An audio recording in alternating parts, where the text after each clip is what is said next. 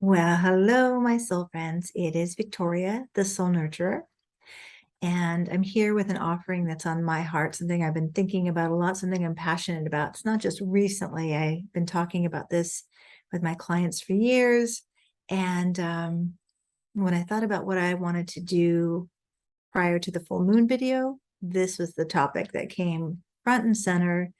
And I wonder if you have any understanding of it, and maybe I'll teach you a little something that you didn't know about being a wounded healer. So before I drop into that topic and expand on that and the way that I view it, the way that I've experienced it, and what I've witnessed in myself as a wounded healer, I do want to take this time to just thank you for being with me here. And I'm always honored when someone takes the time to watch with me or listen. I know we're all so busy. Oftentimes I hear from my viewers that they have me on in the background while they're working away, and I get a lot of requests just to do a podcast, which I get, just having the voice and not having to look at me. So you don't have to look at the screen, just listen, and I hope this helps you. So if you haven't already subscribed, please do so now, and like and comment on this video if you feel called to. Okay, so my goal here with this channel is to offer well, it's a way for me to expand my outreach after being a multifaceted transformational healer for over 21 plus years. I do, it's so hard to explain what I do. That's why I call myself the soul nurturer, because ultimately, if I have to condense it, I help people reclaim their soul potential and nurture that to possibilities. That's like the brief thing I do, but I do that with a number of ways, mostly looking at patterns, beliefs. I have a number of tools to do that with: guided imagery, hypnotherapy, NLP, tapping, so much. And why do I have so many darn tools in my basket? Well, as most people who are called to a healing profession, I am a wounded healer. And what does a wounded healer mean? Well, I'll back up to say that it's connected to Greek mythology, Chiron, the wounded healer, which is also in astrology, was an asteroid. Now it's considered a minor planet. I think that's the current classification for it. Anyway, Chiron in Greek mythology was born from a Greek god and a sea nymph, and he was a centaur, and he was abandoned by his mother at birth, and was Apollo, I guess, adopted him and took care of him and taught him the healing way, shared arts and all of his wisdom with Chiron. So Chiron became quite a healer and was able to heal others, and yet had this significant wound of abandonment. And also later in the mythology, Chiron is wounded by Hercules, who is shooting arrows at the centaurs, and gets Chiron. And so it's a poisonous arrow, and it's because he's a demigod, or was in the mythology, he's immortal. So he must live with his wound, and it's a very painful wound. Okay, so I wanted to share that part of the mythology because archetypally, this is the expression of a wounded healer. Wounded healers, this is my definition anyway, is a wounded healer is someone who has experienced their own wounds in life, and the woundings become the initiation, the portal to the gifts, to the purpose, to the soul mission. And oftentimes, there was some research that like 85% of people called to healing professions have a healing experience that contribute to why they're called to healing. I think we're all wounded. In the human experience, we're all wounded somewhere. And actually, it's a philosophy I've been developing, that in our human experience, that's where our wounds are. And in our soul being, where our soul's having a human experience, that is where our potential, our purpose, and our gifting is birthed through our wounds. So I'm always fascinated. I love talking to people when I hear their stories, their wound story, and where they're still living from their wounded places. And we all do. We all revert back to it. This is why I love the concept of the wounded healer, because it breaks the myth of a healer has to be healed in order to heal. I don't think we would be having much healing taking place because I think that the potency of a wounded healer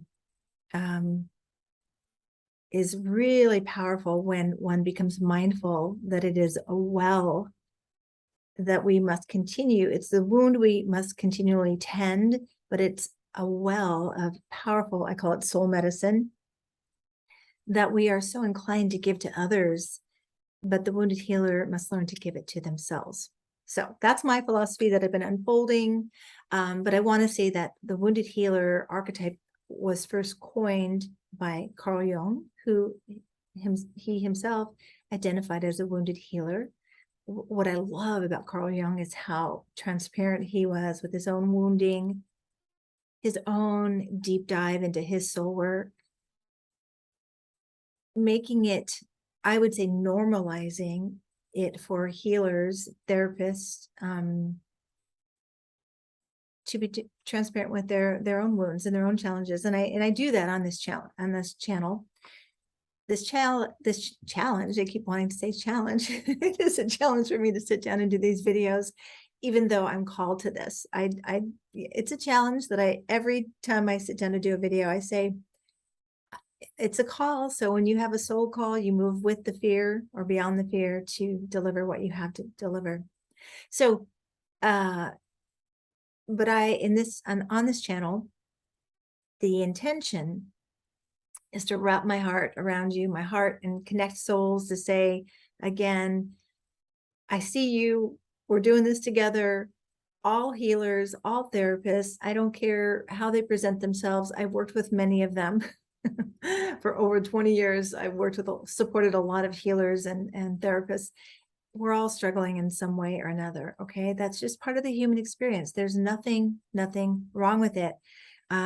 I've learned over the last few years to really lean more into the acceptance of that, because then there's more power and more authenticity and no more spiritual bypasses. I know I lived in that world that I'm just going to pray it away, and I do believe that we can affirm and align with the divine and the divine potential. But I think we need a balance, and since we're still in Libra season, it's a good topic for that too. A balance between our human experience, where the wounds are, and our soul experience, where the medicine is cultivated, where the gifts are born out of. So, okay, so wounded healers. I want to know, do you identify with this? Wounded healers often are called to a healing path, or are often the ones in their family of origins or in their communities that people turn to for help, and always are ready to help, and they always have great advice, and are drawn to self-help and self-help books and studies, and are acutely aware, I would say acutely over-aware of their own perceived flaws or insecurities or woundedness. And this is where it can become a challenge as a wounded healer, where we're not giving ourselves our own soul medicine. And that soul medicine it's such a powerful thing that I've witnessed over 22, I don't even know how many years I've been doing this, forever, aging myself here. That I've just sort of observed. I've worked with, gosh, I'd almost say thousands of people. I've never really counted how many clients I've had over all these years. But I love to hear the stories. What I love to do is just meet people where they are. They tell me what's going on, where they're wounded, what they want to experience. I love to look at an astrology chart and also see where Chiron, you know, in astrology, where that is in the chart, because it indicates where the wound is in this lifetime, and also where that wound is where their gifting comes, where their medicine is. So it's so cool to see that, and to see when I'll talk to a client or even friends, or or workshops I've taught or taken, where I have become present to somebody's significant wound, and then you hear what they do for a living. It's amazing how they correlate. Oftentimes it's magic. It's like, wow, there is a great design to our unfolding and to our life's journeys here, right? So the purpose of this video, though, is to outreach to anyone who identifies with the wounded healer archetype. I do have some notes. I'm going to look at that because I wanted to make sure I touched on a couple of the things here. If you have a wound of, being abandoned, neglected, betrayed, feeling like you don't belong, many of us have that. A lot of healers have that. And I always say that with the feeling of not belonging anywhere, it's because we're not from here. We're souls in a human experience, and some awareness there is like, I don't know this, I don't belong here. I remember when I was a kid, I used to ask my mom if I was adopted. It's like, is this really my family? And I think, again, that was my soul trying to figure out where am I, and who are these people, right? So I do believe we're all wounded in our human experiences, and therefore we all have some medicine. And what I find, though, whether I work with healers or therapists or just, regular clients who are doing their healing wherever they are, whether they think they are or not, especially parents, like I do this a lot with mothers. When I see them in their wounding, I will simply say this. Tell me what you wish for your daughter or your child. What do you wish? Or what would you do if this were happening to your daughter or your friend? Immediately, the compassion rises. Immediately, the whole demeanor changes, and there's a knowing, well, I would say this, I would offer that, I would do this. Ah, yes. Would that help you? And typically, they're immediately the connection. That would help me. But see, wounded healers, we skip over ourselves often to offer to others what we most need. So as a therapist, as a healer, working professionally, we must always be mindful of where we're wounded and where our wounds can get activated when we're working with a client. Now, a mentor of mine told me years ago that we will, as therapists, as healers, we'll always draw in people who have similar wounding or walking a similar path or have similar struggles, and that's okay. And even recently, my astrology mentor has said to me over and over again, as long as you're a couple feet ahead of the person you're serving, you're okay, right? So I think as wounded healers, we often forget to include ourselves in our own healing, our own medicine, our own compassion, and we tend to doubt ourselves. I think the wounded healer archetype is connected to the imposter syndrome. You've heard of that, haven't you? Imposter syndrome is very common in professionals, especially women, no matter how much training you have. I have to remind myself, read my testimonials, look at my training and all the years of experience. And sometimes still, yes, I doubt myself. I doubt my abilities. I doubt what I'm doing. I doubt if I should continue doing what I'm doing. And also, I think someday I'm going to be found out that I'm an imposter. And that's when we have to fact check what's the truth here. Imposter syndrome, I think, is connected to the wound, right? The wound of the wounded healer. Like, maybe I'm not good enough to be doing this. All those limiting core beliefs that no matter how much you work on them, they are still there in our journey. I was one of these practitioners who would say, I'm going to help you get rid of your limiting beliefs. We don't get rid of them. We tend to them. We dissolve the energy around them, and we grow wisdom and strengths and abilities from them. Okay. So just wanting to normalize this and bring to consciousness, if you're not aware of the wounded healer, So I already mentioned that. I love this quote by a teacher that I stumbled across, or synchronicity brought me to recently when I was just, and one of my, I'm a Scorpio. I'm a Scorpio, and I'm constantly contemplating the meaning of life, my life unfolding, who I am, why I'm here, how I'm serving others. And I came across Henry Nouwen. He was a priest, and I want to say, oh gosh, was he Franciscan? I'm not sure. Excellent teacher. I mean, when I listened to a few of his lectures, and I felt like he was speaking directly to me.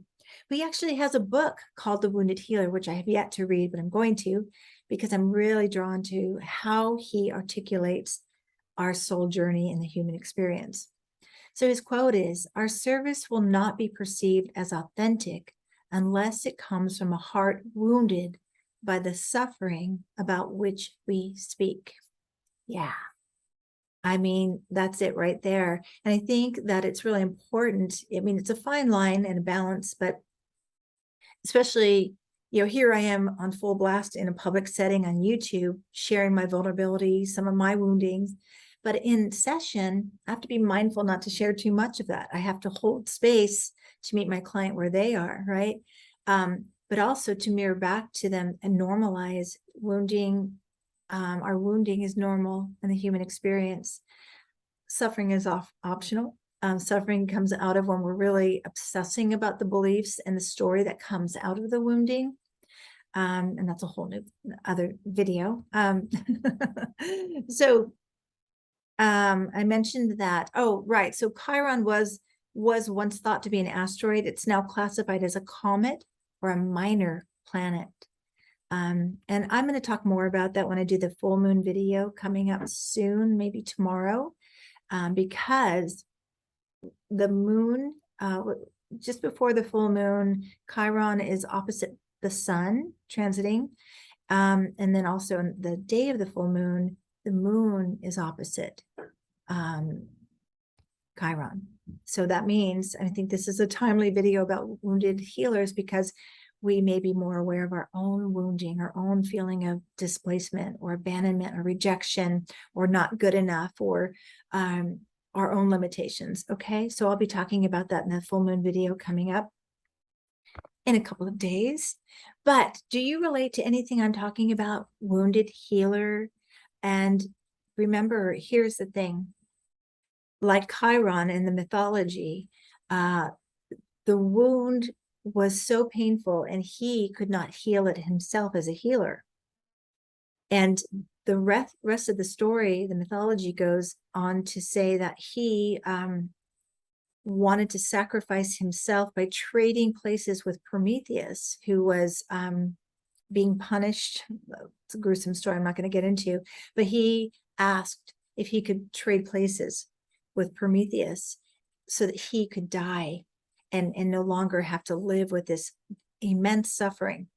And in that, when he went to Zeus, I think, and asked for that, he was actually granted. He was, it was approved, I guess. And then he became, part of Mount Olympus. He became a god. He became freed from his pain, but immortal, right?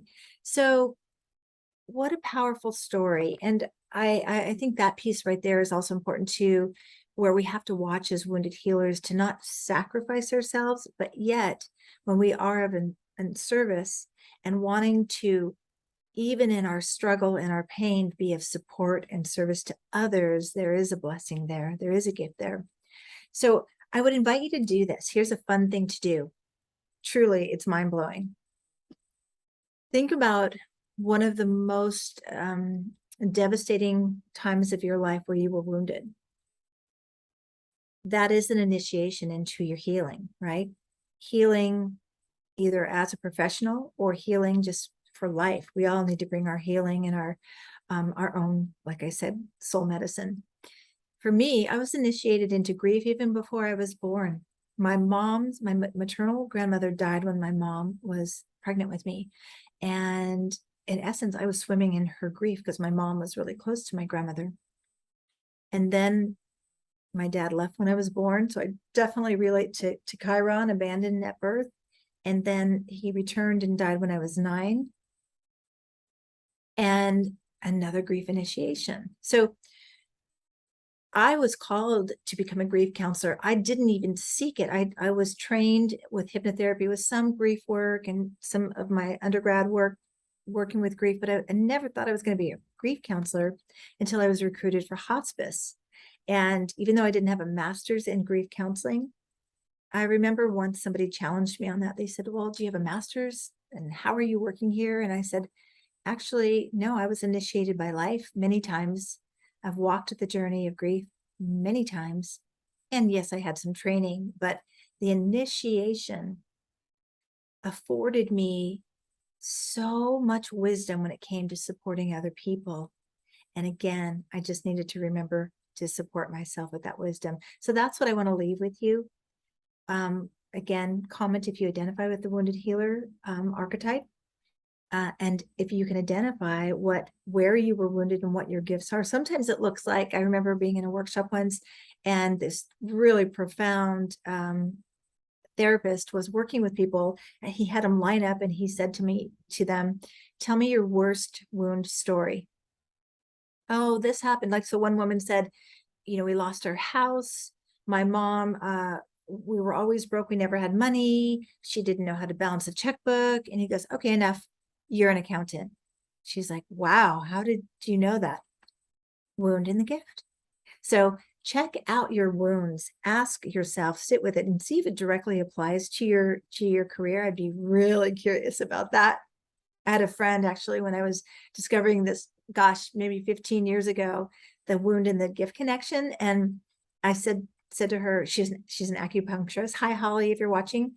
And I said, can you tell me about your childhood and any stories? And she had a story that bubbled up about wanting to help her dad. I think he had a broken arm or something, and she wanted to help him. And she remembered the desire to help her dad, and she couldn't. So she went on to become an acupuncturist. And so I think it might have even been more specific to the needles, but I don't remember now. But we were just like blown away. So tell me your wound story and tell me where you've activated the gifts from that wound in application through service to others, whether you're a professional or the way that you care for your kids or your friends, your family. I'm really curious. Anyway, I hope this was meaningful to you and helped you and made you think about your own wounded healer story and your own gifting. Thanks again for spending time with me. I really do am honored and really value you being here. And I hope you value this content.